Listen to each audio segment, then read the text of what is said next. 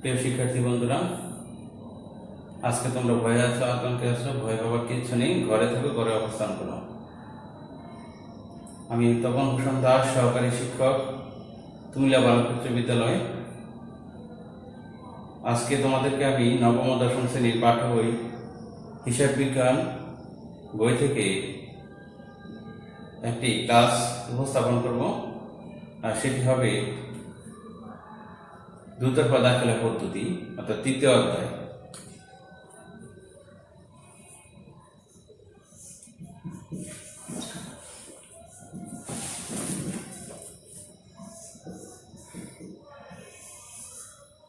তাহলে আমাদের তৃতীয় অধ্যায় দুতরফা দাখিলা পদ্ধতি। তাহলে তোমাদের বিগত ক্লাসে আমি দুতরফা দাখিলা পদ্ধতি থেকে একটি ক্লাস নিয়েছিলাম, আর সেটি ছিল, সেখানে তোমাদের সৃজনশীল ক্লাস উপস্থাপন করেছিলাম। সেটি ছিল প্রারম্ভিক মূলধন বলতে প্রারম্ভিক মূলধন নির্ণয় করো, সমাপনী মূলধন নির্ণয় করো, লাভ বা ক্ষতির পরিমাণ নির্ণয় করো। আজকে তোমাদেরকে এই দুতরফা দাখিলা পদ্ধতি থেকে যেটি ক্লাস যে টপিকটি আলোচনা করব, আর সেটি হচ্ছে ডেবিট ক্রেডিট নির্ণয়। ডেবিট ক্রেডিট নির্ণয়। তাহলে আমরা একটু হোয়াইটবোর্ডে দেখে নেই।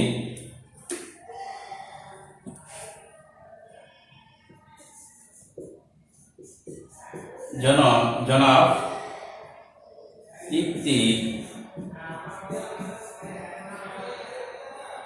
2019 সালে পহেলা বা 1 জানুয়ারি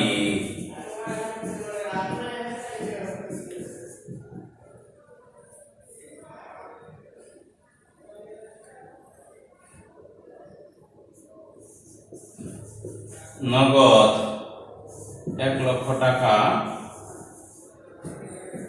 নিয়ে ব্যবসায়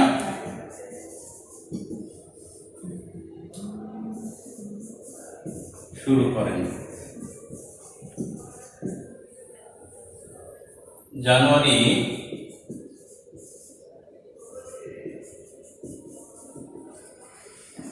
5 নগদে পণ্য ক্রয় 2000 টাকা। জানুয়ারি 10 আসবাবপত্র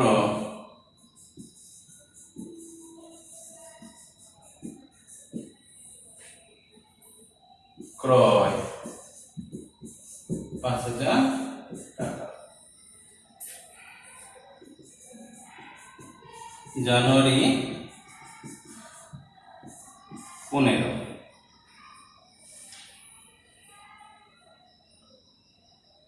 ধারে পণ্য বিক্রয় 6000 টাকা। জানুয়ারি 30 কর্মচারী বেতন পরিশোধ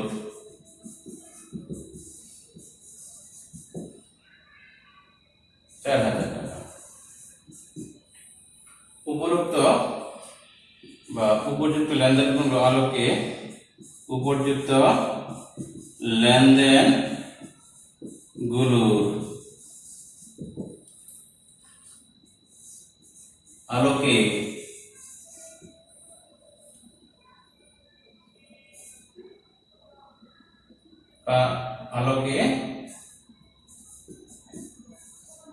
ডেবিট ও ক্রেডিট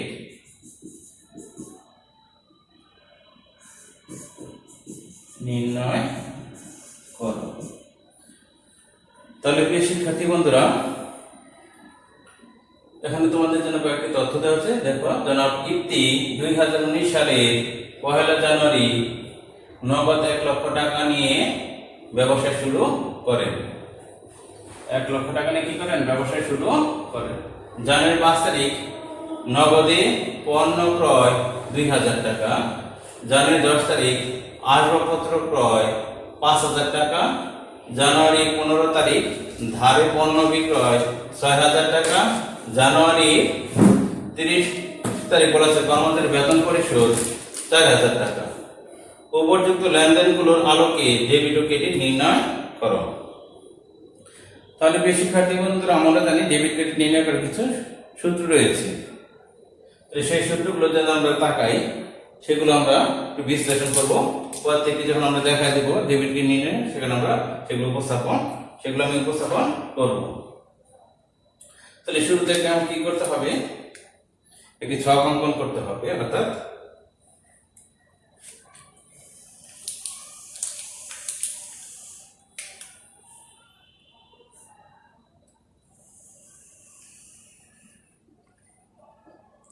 তারিখ, সংশ্লিষ্ট পক্ষ বা পক্ষ,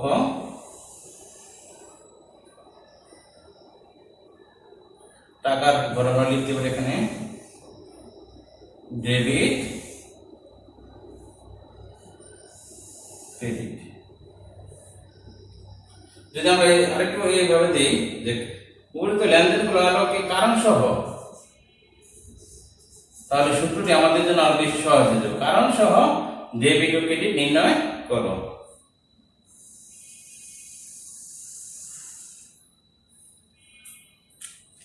তারিখ, সংশ্লিষ্ট পক্ষ, অথবা আমরা কি লিখতে পারি? পক্ষ লিখব ডেবিট ক্রেডিট কারণ। ইচ্ছা করলে আমরা টাকা এখানে আমরা টাকার ঘরটা বসিয়ে দিতে পারি, টাকার পরিমাণটা লিখলে হবে, না লিখলে কোনো সমস্যা নেই। তাহলে আমরা তারিখ, পক্ষ, ডেবিট, ক্রেডিট আর কারণটা লিখবো। তাহলে আমরা জানি সমপরিমাণ, এখানে সমপরিমাণ ডেবিট টাকার জন্য সমপরিমাণ কেটে কি হয়? সমান হয়। তাহলে জানুয়ারি 1 তারিখ বলা আছে জানুয়ারি 2019 সালের 1 জানুয়ারি নগদ 1 লক্ষ টাকা নিয়ে ব্যবসা শুরু করেন। তাহলে আমরা এখন দেখি 2019 জানুয়ারি 1 অর্থাৎ জানুয়ারি 1, তাহলে 1 লক্ষ টাকা নিয়ে কি করে? ব্যবসা শুরু করে নগদ। তাহলে নগদান হিসাব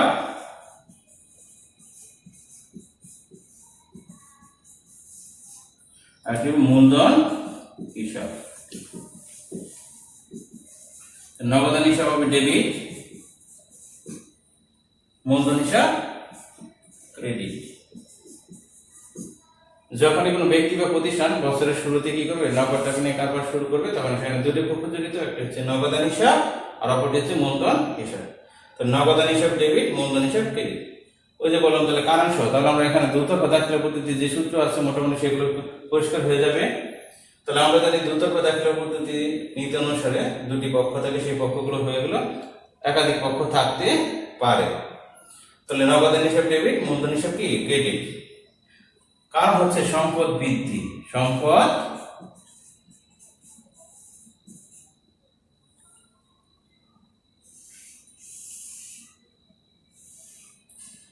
সম্পদ বৃদ্ধি। আমরা জানি যে সম্পদ বৃদ্ধি পায়, যে কারবার প্রতিষ্ঠান সম্পদ আসে তাহলে ডেবিট হবে, আর কারবার প্রতিষ্ঠান থেকে যে সম্পদ হ্রাস পায় কারবার প্রতিষ্ঠান, তাহলে সেক্ষেত্রে কি হবে? সম্পদ হিসাবটি সংশ্লিষ্ট সম্পদ হিসাবটি কি হয়? ক্রেডিট হয়। তাহলে যে থেকে নগদ টাকা নিয়ে কারবার ব্যবসা শুরু করেছে, তাহলে সেক্ষেত্রে আমরা নগদান হিসাব ডেবিট, মূলধন হিসাব ক্রেডিট। সম্পদ বৃদ্ধি পাওয়ার কারণে আমার নগদান হিসাবটা ডেবিট হয়েছে, আর মূলধন আমার মালিকানা সত্ত্ব।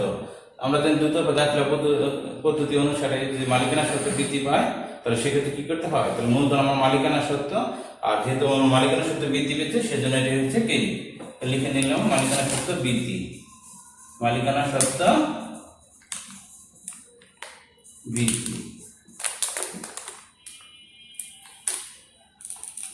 তারপর চলে আসো জানুয়ারি 5 তারিখ নগদে পণ্য ক্রয় কত হাজার টাকা বলা হচ্ছে? 2000 টাকা। তো তাহলে আমরা জানুয়ারি কত দিব এখানে 5 তারিখ।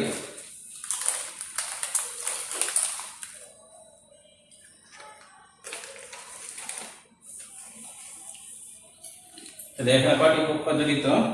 আমরা জানি দ্রুত দাখিলা পদ্ধতিতে প্রত্যেকটি লেনদেনে দুটি পক্ষ জড়িত থাকে। একটি নগদান হিসাব, নগদে পণ্য ক্রয়, ক্রয় হিসাব ডেবিট,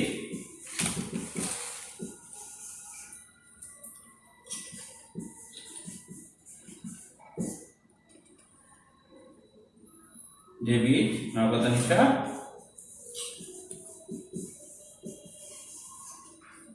ক্রেডিট।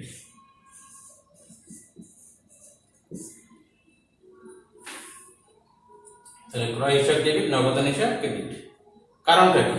তাহলে ক্রয় হচ্ছে আমার ব্যয়, ক্রয় করলে আমার অর্থ কি চলে যায়, তাহলে আমার ব্যয় বৃদ্ধি পায়। তাহলে আমরা জানি দ্রুত দাখিলা পদ্ধতি বৈশিষ্ট্য অনুসারে যদি ব্যয় বৃদ্ধি পায়, তাহলে ব্যয় বৃদ্ধি পেলে হয় ডেবিট। তাহলে ক্রয় মানে কি? ব্যয় হিসাব খাতের মধ্যে পড়ে। তাহলে দেখো ব্যয় বৃদ্ধি।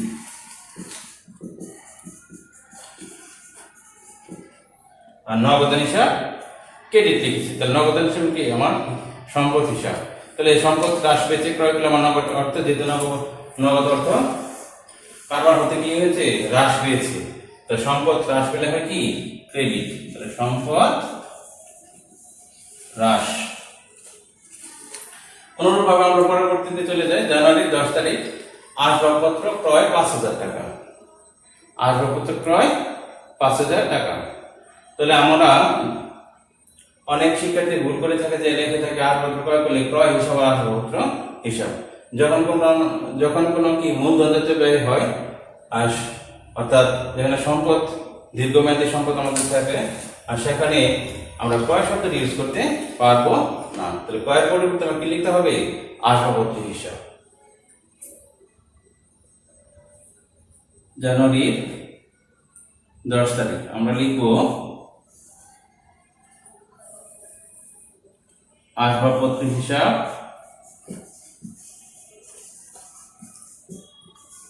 হিসাব ডেবিট, নগদান হিসাব ক্রেডিট। তাহলে এই ক্ষেত্রে দেখা যায় যেহেতু আমি আসবাবপত্র ক্রয় করেছি, তাহলে কারবার প্রতিষ্ঠানে কি আমার সম্পদ বৃদ্ধি পেয়েছি। তাহলে আসবাবপত্র হিসাব ডেবিট, নগদান হিসাব ক্রেডিট। এখন লিখে দিলাম সম্পদ বৃদ্ধি, সম্পদ। তাহলে একদিকে আমার সম্পদ বৃদ্ধি আর অপর দিকে আমার সম্পদ হ্রাস। তাহলে আসবাবপত্র ক্রয় করার ফলে আমার সম্পত্তি, আসবাবপত্র নামক সম্পত্তিটি বৃদ্ধি পেয়েছে, আর নগদ অর্থ হ্রাস পেয়েছে, অর্থাৎ নগদ অর্থ সম্পদ আমার কি হ্রাস পেয়েছে। তারপর জানুয়ারি 15 তারিখ ধারে পণ্য বিক্রয় 6,000 টাকা।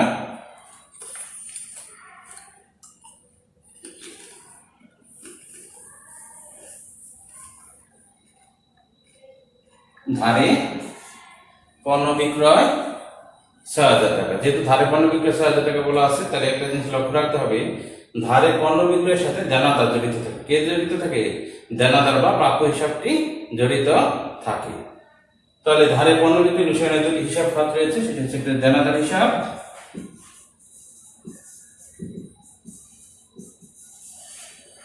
আর হচ্ছে বিক্রয় হিসাব।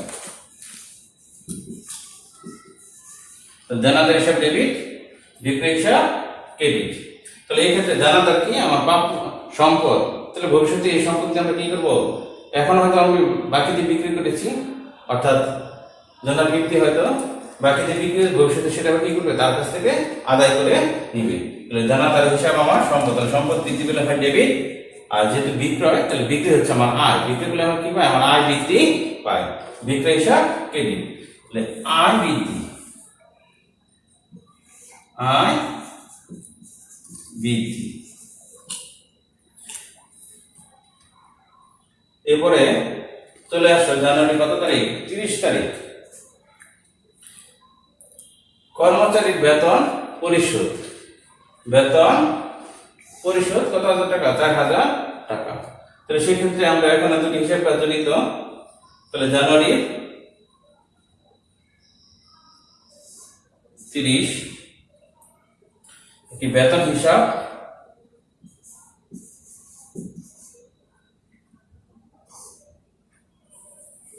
বেতন হিসাব, বেতন হিসাব ডেবিট। তাহলে সেটা কি? আমার ব্যয় বৃদ্ধি। এরপরে এখানে দুটি আরেকটা আছে নগদান হিসাব ক্রেডিট, সেখানে সম্পদ হ্রাস। তাহলে আমরা দ্রুততর দাখিলা পদ্ধতি অনুসারে অর্থাৎ সূত্র প্রয়োগ করে আমরা কি করতে পারি, এই ডেবিট ক্রেডিট নির্ণয় করতে পারি। তাহলে সেখানে আমরা যে সম্পদ বৃদ্ধি পাই ডেবিট, সম্পদ হ্রাস পেলে ক্রেডিট, মালিকানা সত্ত্ব বৃদ্ধি ক্রেডিট, মালিকানা সত্ত্ব হ্রাস ডেবিট, আয় বৃদ্ধি ক্রেডিট, আয় হ্রাস ডেবিট, ব্যয় বৃদ্ধি ডেবিট, ব্যয় হ্রাস ক্রেডিট। তাহলে আমার মনে হয় এখানে একটু হোয়াইটবোর্ডে একটু সূত্রগুলো তারপর একটু দেখে নিই। এগুলো অঙ্ক যদি আমরা করেছি, এই সূত্রগুলো জানা থাকলে আমাদের আরো সহজ হয়ে যাবে ডেবিট ক্রেডিট নির্ণয় করার জন্য। তাহলে সম্পদ বৃদ্ধি পেলে কি হয়, সম্পদ বৃদ্ধি ডেবিট,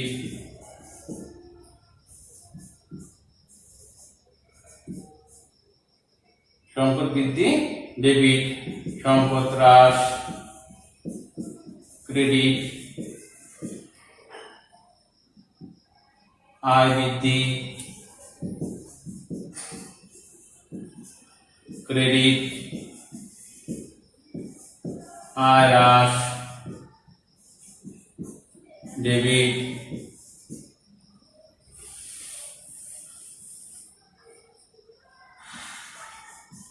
ব্যয় বৃদ্ধি ডেবিট, ব্যয় হ্রাস ক্রেডিট,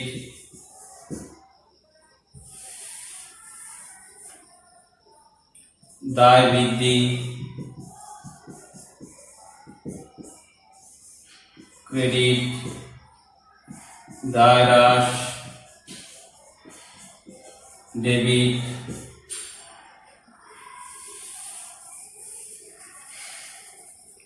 মালিকানা সত্ত্ব বৃদ্ধি ক্রেডিট,